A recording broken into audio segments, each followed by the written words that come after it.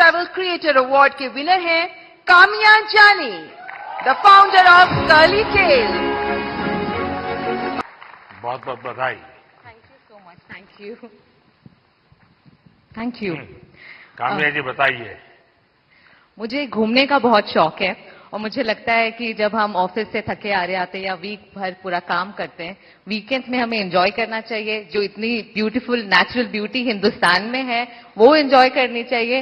और मुझे लगता है भारत सबसे ज्यादा खूबसूरत देश है और यही ऑब्जेक्टिव है कि ग्लोबल मैप पर भारत नंबर 1 पर हो बस। और फिलहाल कंफ्यूज्ड हूं, लक्षद्वीप जाऊं या द्वारका? द्वारका आपको काफी नीचे जाना पड़ेगा। लेकिन वो मेरा अनुभव बहुत ही अद्भुत था। खैर उसकी बात कभी फिर करूंगा, लेकिन मैं नहीं मानता सब टूरिस्टों के लिए कितना सुविधाजनक होगा। लेकिन अब जैसे मैं आदि कैलाश गया था, आदि कैलाश हमारा काफी ऊंचे टॉप पर है, और दूसरी तरफ मैं यहां द्वारिका में काफी मीटर नीचे चला गया पुरानी द्वारिका देखने के लिए। आप ये जब भारत की इन धरोहर का परिचय करवाती हो तो मैं दो विषय लेकर इन दिनों चल रहा हूं। उसमें आप जो क्रिएटर्स होते हैं मदद कर सकते हैं।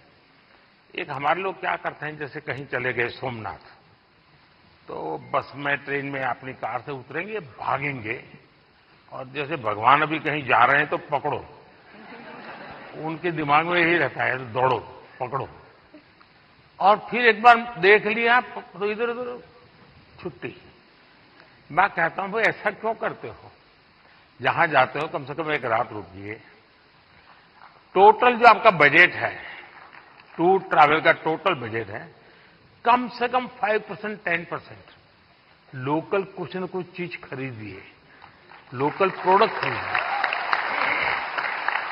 अब फिर आप कहेंगे नहीं हमने पानी पूरी खरीदी थी, ऐसा नहीं। खाना वाना तो कंपलसरी है, खाएंगे, लेकिन कोई वहां की प्रोडक्ट, क्योंकि हमारे देश की जो ये भी एक सामर्थ्य है और वहां की इकोनॉमी को बहुत बड़ा बल मिलता है। अब जैसे मान लीजिए आप बद्रीनाथ गए और वहीं से थोड़ा एक 5 किलोमीटर दूर मणा गांव गए और मणा गांव से हैंडीक्राफ्ट खरीदा, तो हिंदुस्तान का वो पहला गांव, उसके बाद चाइना आ जाता है, वो पहला गांव, वहां के कुछ चीजें खरीद करके अपने गांव ले जाओगे, देश की एकता को हमेशा हमेशा बनाए रखने में काम आएगा। तो कभी आप ऐसे विषयों को भी अगर प्रमोट कर सकते हैं तो बहुत अच्छा होगा। बिल्कुल। बहुत सारे मंदिर कवर किए हैं मैंने अपने वीडियोस में, और आपका बहुत बड़ा थैंक यू